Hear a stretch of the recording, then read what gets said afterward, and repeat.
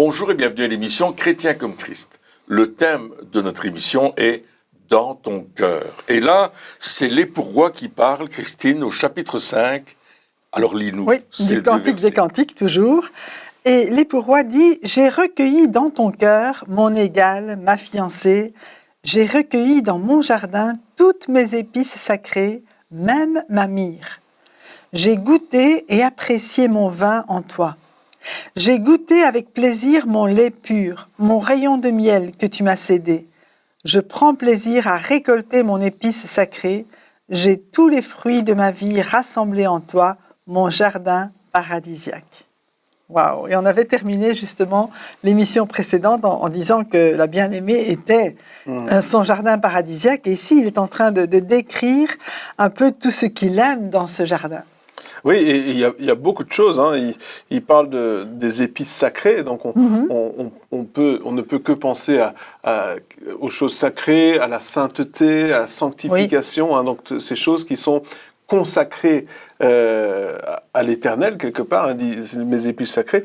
Et ensuite, il dit même ma myrrhe. Et quand on parle de myrrhe, on pense à la souffrance. La souffrance, le sacrifice. Au sacrifice. Oui. Donc il y a cette consécration. Il dit mais je vois dans ton cœur, je recueille ce fruit de la consécration, et en même temps, je recueille aussi tu vas même jusqu'à aller au sacrifice. Donc, ça veut dire quelque part que Dieu apprécie, le bien-aimé apprécie les choses que l'on fait pour lui. Il n'y a rien que nous faisons qui est en vain. Et Dieu, il connaît notre cœur. Il sait ce qui se passe à l'intérieur, et les apparences ne l'intéressent pas tant que ça. Mais ce qui se passe à l'intérieur, ça l'intéresse. Oui, et puis, Paul dira qu'on doit s'offrir comme un sacrifice vivant. C'est-à-dire qu'on doit être conscient de ce qu'on fait. On le fait consciemment, volontairement, parce qu'on aime. Je ne peux m'offrir un sacrifice que si j'aime l'autre pour qui je m'offre. Oui. Il y a cet élan de l'amour. Et là, on voit que c'est une question d'amour entre le bien-aimé et la bien-aimée, entre l'époux et l'épouse. C'est une question d'amour. La relation qu'ils ont là est une relation d'amour, et il l'appelle mon égal. Il dit pas je suis au-dessus de toi, je te domine, je t'écrase. Non, il dit t'es mon égal, t'es ma fiancée, et j'ai recueilli dans mon jardin toutes mes épices. Il dit quel est son jardin? C'est elle, le jardin. C'est notre cœur. Hein, c'est notre cœur, oui. Absolument, c'est profond. Ouais. C'est ça, le sacrifice, c'est vraiment de se donner entièrement. Et quand on parle de vin, on parle du pressoir, parce qu'il n'a pas dit « j'ai recueilli mon raisin ». Il a dit « j'ai recueilli mon vin ». Donc c'est le raisin qui a déjà été pressé, qui a déjà été écrasé pour donner du vin. Il y a aussi cette idée de sacrifice dans le vin, hein, puisque le vin représente en plus le sang de Jésus. Et il va continuer, il dit « J'ai goûté avec plaisir mon lait pur, mon rayon de miel ». Et ça, c'est vraiment la parole de Dieu qui envahit, je veux dire, qui remplit notre vie. Il peut voir le fruit de sa parole en nous. Et ça aussi, c'est quand même quelque chose d'extraordinaire. Oui, c'est ça. Donc, on parle de consécration. Donc, il dit « J'ai vu la consécration. J'ai vu que tu étais prête à faire des sacrifices. » Le vin... Alors évidemment, hein, on voit que c'est du raisin qui est débrayé, mais il y a aussi cette idée de joie aussi. Oui, aussi, hein, c'est vrai. Cette idée de joie. Donc quelque part, on voit qu'il y a toutes ces choses-là en disant, mais finalement, tu te réjouis avec moi aussi. Et c'est ça qui est extraordinaire, c'est que une relation, ce genre de relation, c'est pas une relation professionnelle. C'est-à-dire que dans une relation professionnelle, il faut rester sérieux, il faut rester professionnel, il faut être performant, etc. Et tout est basé sur ce qu'on peut apporter, les performances. Mais ici, on voit que oui, tu t'es consacré, donc ça peut rester professionnel. Oui, tu as fait des sacrifices, ce qui peut rester dans une relation professionnelle, mais après il dit... On va se réjouir. Mais on va se réjouir. Il y a le vin qui est là. C'est vrai. Ensuite, il continue avec le lait, le miel. Mais quand on parle du lait et du miel, ça fait penser aussi à la terre promise. Oui, c'est forcément, il y a cette idée d'une bénédiction qui arrive, de l'abondance qui est là. Ça veut dire que il est en train de dire aussi, mais je vois que en toi, il y a de l'abondance de moi. Hein, oui, c'est ça. c'est ça. Je vois que tu es enfin arrivé là où tu voulais aller. parce que je vois le lait et le miel qui coulent. Et là, le pays où coule le lait et le miel, c'est la terre promise. Et là, on peut se dire, dans notre vie de chrétien, on peut se dire, ah, mais le but, quelque part, d'une vie chrétienne, c'est d'atteindre la terre promise, c'est d'arriver dans ce moment où on gagne le pays, etc. Et là, il est en train de dire, mais c'est en toi. Cette terre promise, elle est là. Et arrête d'essayer de courir. Elle est là. Ne cours pas après. Elle est là. Donc il y a vraiment cette abondance quelque part qui vient en nous. Et puis en disant cela, il dit, tu es ma promesse. Mm-hmm. Parce que souvenons-nous que quand les espions sont allés explorer le pays, qu'est-ce qu'ils ont vu? D'énormes grappes de raisin avec lesquelles on fait le vin. Ouais. Ils ont vu des choses extraordinaires. Et c'est vrai que dans notre relation avec Jésus, à travers le Saint-Esprit, on a vu dans l'émission précédente le souffle de vie, à travers cette relation avec lui, il y a des choses extraordinaires que Dieu est en train de nous montrer. Mm-hmm. Et non seulement il a goûté le vin, mais il l'a apprécié. Mm. Et on voit que c'est un connaisseur. Non, il apprécie ce vin et il dit, waouh, il y a quelque chose de bon dans ce vin. Et il dit, le vin que nous produisons, parce que c'est le vin en toi, mon vin en toi. C'est son vin qu'il produit en nous. Wow. Et il a un goût extraordinaire parce que c'est le vin que produit le Saint-Esprit. C'est le vin que nous donne le Saint-Esprit. L'apôtre Paul dit, ne vous enivrez pas de vin, mais au contraire, soyez remplis de l'Esprit. Ah oui. Donc il est en train de faire cette comparaison entre le vin et l'Esprit en disant, voyez-vous, quand on est rempli de l'Esprit, alors là c'est comme si on était enivré de vin. Il y a quelque chose d'extraordinaire dans ce texte-là. Et puis il parle de goûter avec plaisir mon lait pur. Wow. Et c'est son lait à lui, c'est mon lait pur, mon rayon de miel que tu m'as cédé. C'est-à-dire que le Saint-Esprit va produire cela en nous. Le lait pur, le lait pur de la parole, le lait extra... Parce que quand on traite une vache, je sais pas, vous n'avez peut-être jamais traité une vache, mais nous on l'a fait, on voit le lait qui sort du pied de la vache, c'est blanc, c'est extraordinaire.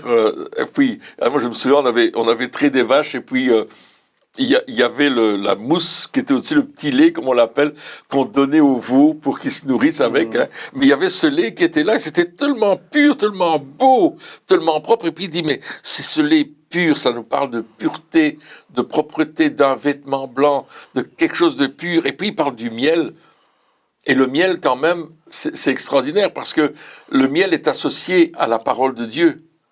Le miel est associé à cette parole parce que les enfants, en Israël, quand ils apprenaient des versets, on écrivait avec du miel et puis ils léchaient l'ardoise sur laquelle il y avait ce miel parce que c'était bon. C'est pour leur dire, la parole, elle est bonne, la parole est excellente. Et le miel, ça ne peut venir que par la parole de Dieu, qui est une parole créatrice, une parole de vie, une parole de puissance, une parole éternelle.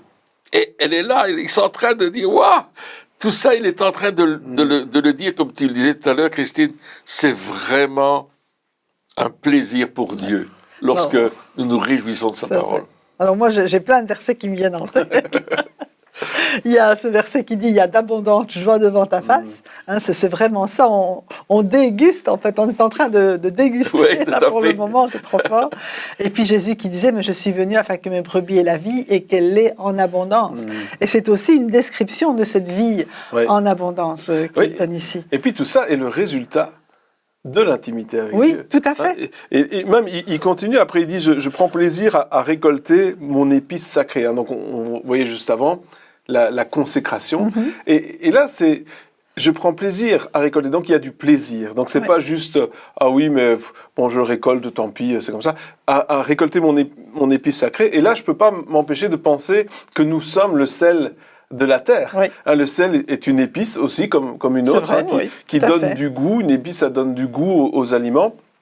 Et il dit, mais vous êtes le sel de la terre. Et vous donnez de la saveur aux choses. Et là, quand il dit, mais je suis en train de récolter cette épice parce que je vois que les fruits que que nous avons lorsque nous sommes cette épice. Donc cette consécration fait de nous une épice, c'est cette consécration en fait qui va donner du goût, qui va donner de la saveur à certains aliments qui en manquent justement. Et là, il dit, mais je prends plaisir et puis j'ai tous les fruits de ma vie rassemblés en toi. Tout ce qu'il faut. C'est tous les fruits de ma vie. Donc, tous les fruits de qui je suis. C'est ça en fait qu'il est en train de dire. Tout ce que je suis, je le vois en toi. Nous reflétons son image.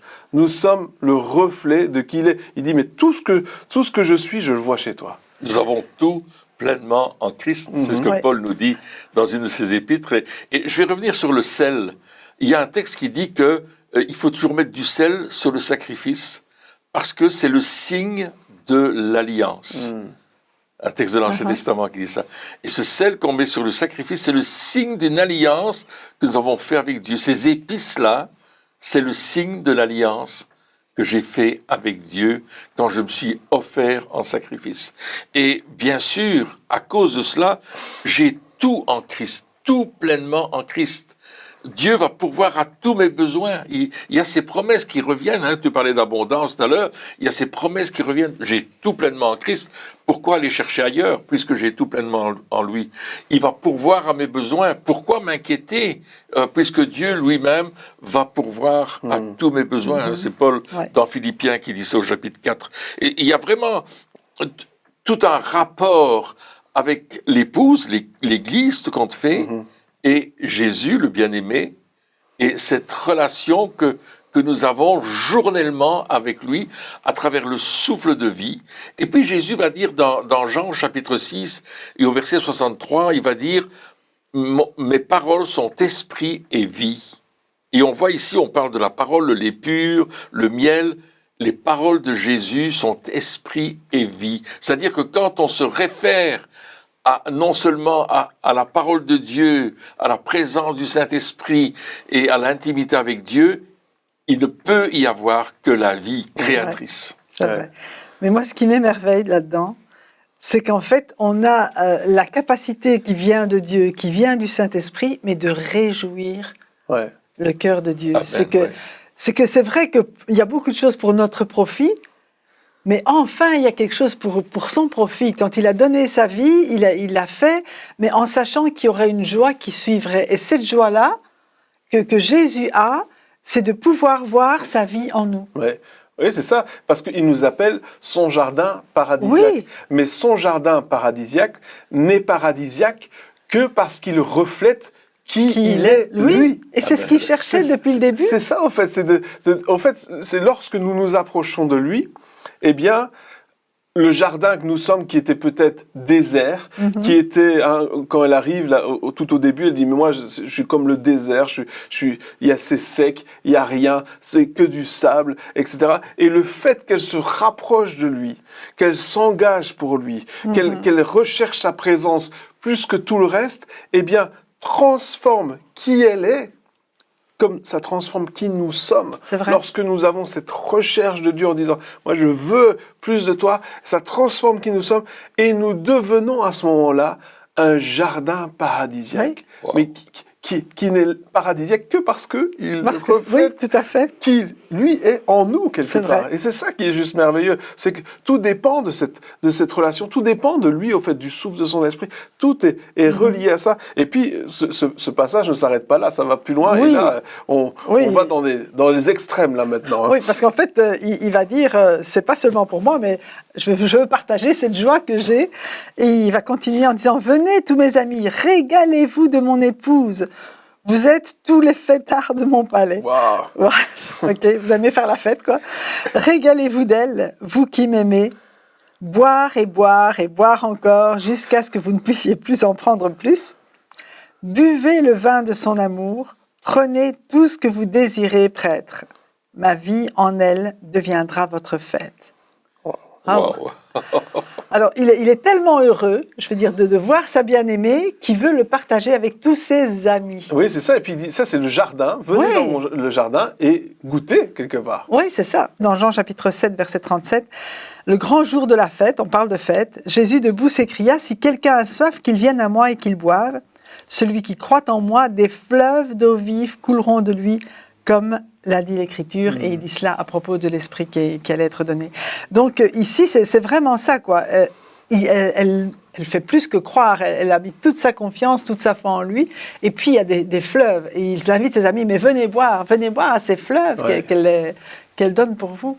Oui, il y a un réveil extraordinaire qui se passe, parce que on boit cette eau vive de la parole, cette eau vive du Saint-Esprit, et à cause de cela, il y a quelque chose qui se produit, qui jaillit de nous, jusque dans la vie éternelle, dira Jésus, et ça va jaillir avec une puissance extraordinaire, et ça c'est le réveil de notre âme. Lorsqu'on est dans l'intimité avec Jésus, on ne reste pas que dans cette intimité secrète et personnelle. À un certain moment, on va le partager et les gens vont venir dans ce jardin et dire mais c'est ça qu'on veut, c'est ça qu'on veut recevoir, c'est comme ça qu'on veut aller. Et il y a cet appel, en fait, il y a cet appel à le dire autour de nous, d'annoncer la bonne nouvelle du royaume de Dieu, la bonne nouvelle de l'évangile aux gens autour de nous, parce que la vie jaillit en nous et tu peux pas la retenir pour toi.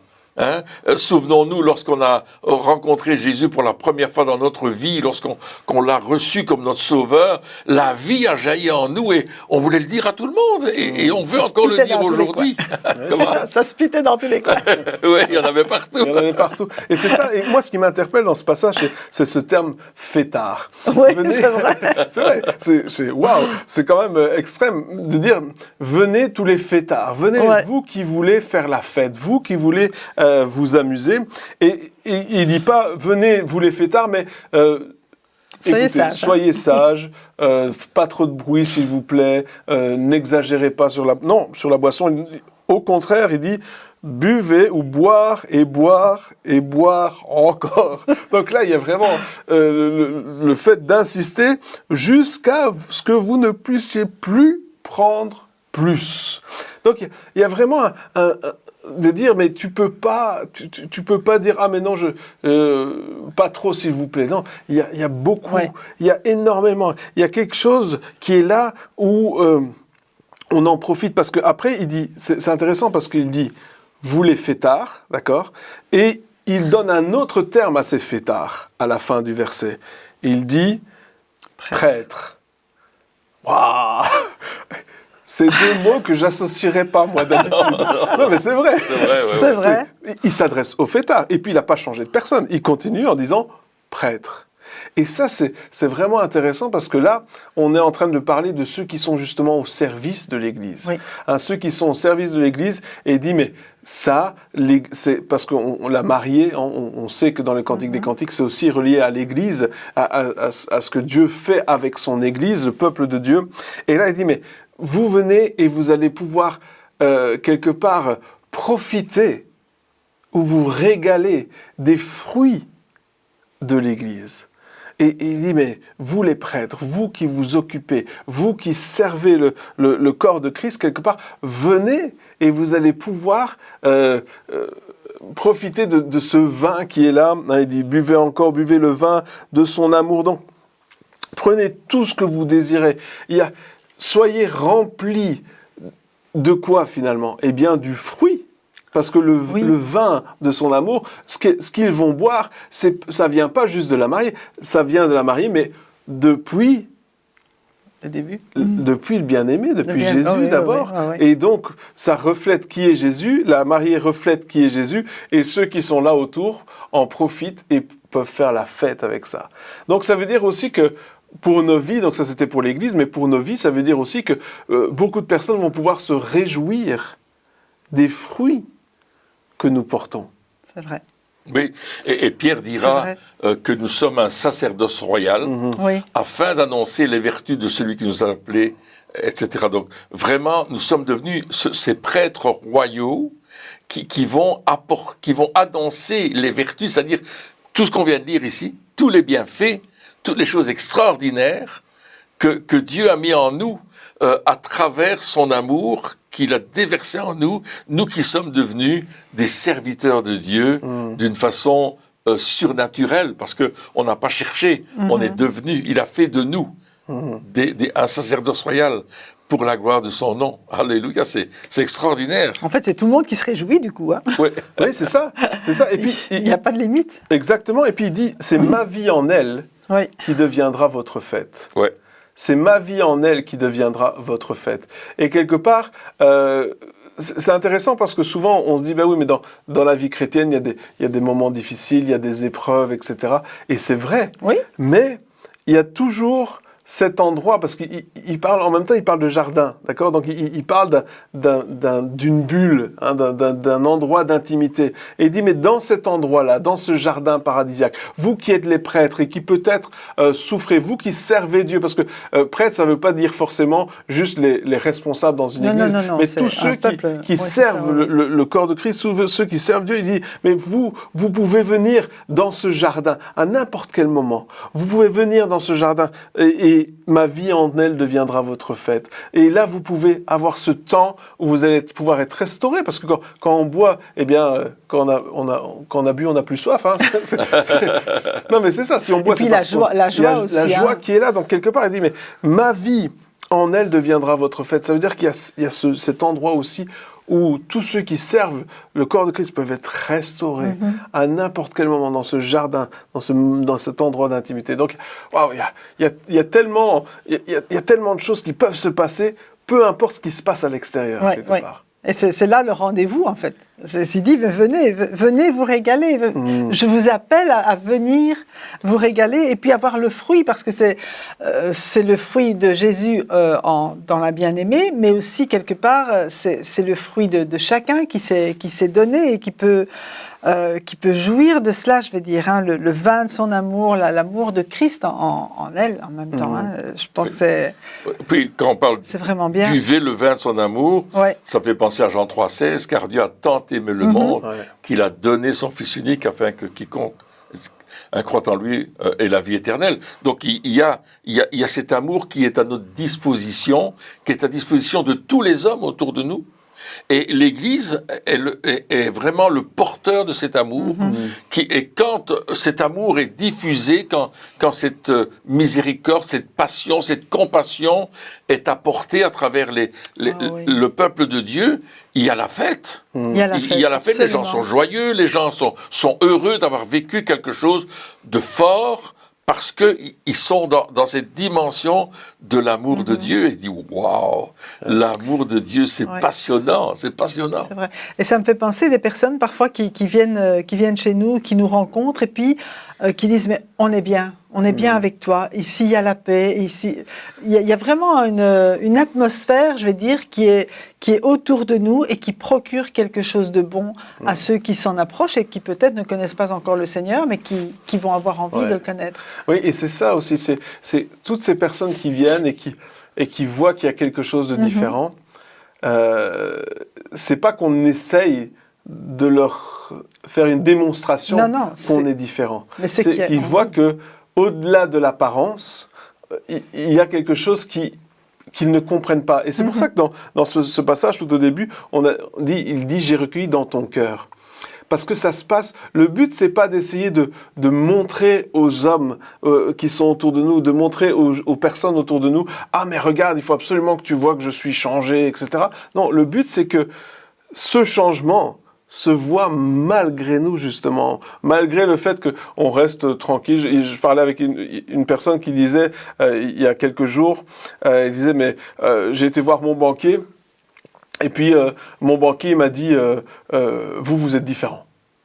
Il dit, je dis, mais pourtant, j'ai pas parlé de Dieu, j'ai pas témoigné, j'ai pas dit, je vais dans une église, etc. Il dit, vous, je le vois. Il y a quelque chose chez vous qui est différent. Et ça se voit. Et le but, c'était pas de dire à tout le monde... Alors, je suis pas en train de dire qu'il faut pas témoigner, c'est pas ça que je te dis, mais non. Le but, c'est de dire, mais ça se voit parce que ce que je travaille dans mon cœur.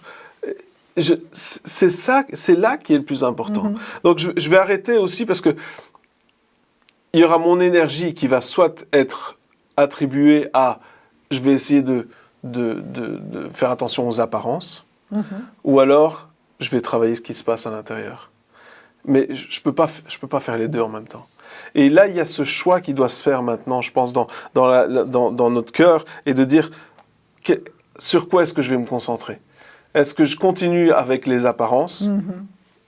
C'est beaucoup d'énergie pour pas grand-chose parce que finalement, je me mens à moi-même. Ou alors, est-ce que je vais dire à Dieu, OK, maintenant, je te donne cette permission de travailler dans mon cœur, au plus profond de moi. C'est ça que je veux qui te plaise. C'est vrai. Dans mon cœur, c'est ça. C'est qui je suis. Je sais pas qui je parais. Et ça aussi, c'est dans notre temps d'intimité avec Dieu. Et souvent, c'est ça aussi lorsque un homme et une femme se marient à un certain moment, il y a une confrontation entre l'apparence qui était là jusqu'au jour du mariage et la réalité du cœur qui se voit lorsqu'ils vivent enfin ensemble et que c'est derrière les murs et que l'apparence, quelque part, tombe. Et c'est là qu'il y a le plus il y a de friction, c'est quand l'apparence avait le plus de place lorsqu'ils étaient fiancés et que tout d'un coup, ils se rendent compte que c'est pas du tout la même personne. Et c'est ça aussi. Et lorsqu'on parle d'intimité avec Dieu, eh bien, le masque doit tomber. Ouais. Et on doit devenir vulnérable et dire à Dieu, c'est mon cœur que je veux bien que tu travailles. Oui, et en même temps, notre cœur, on le découvre parce qu'il nous montre notre cœur petit à petit. C'est vrai que même nous, des fois, on ne se rend pas compte de nos attitudes et des choses qui sont au plus profond de nous. Le Saint-Esprit nous éclaire. Mais le Saint-Esprit nous Pour éclaire. nous transformer et nous amener à son image. Oui, parce que le but, c'est de faire la fête quand même. Hein. Le résultat, il est joyeux. Hein. Le résultat, il est vraiment joyeux. Mais on ne va pas l'oublier. Attends, pour faire autant d'efforts, il faut quand même qu'on se dise ah mais oui, mais il y a quelque chose là qui vaut la peine de faire des efforts. Mais c'est tellement extraordinaire de dire ok Seigneur, je te laisse aller jusqu'en profondeur. Et c'est ce qu'elle a fait, on l'a vu dans l'émission précédente. Va jusque dans tous les petits détails, endroits, les détails, les choses que moi-même je ne sais pas. Oui, c'est ça. Vas-y et montre-moi et change ces choses-là aussi pour que enfin on puisse faire la fête. Mais quel résumé. Hein, et c'est ça que Dieu veut pour nous. C'est extraordinaire parce que d'un côté, il y a cette notion du sacrifice et de l'autre côté, ce que lui veut faire, la fête. Il nous appelle à faire la fête avec lui. Absolument. Amen. Eh bien, chers amis, merci encore de nous avoir suivis pour cette émission. Et puis, on se retrouve très bientôt pour la suite. Au revoir.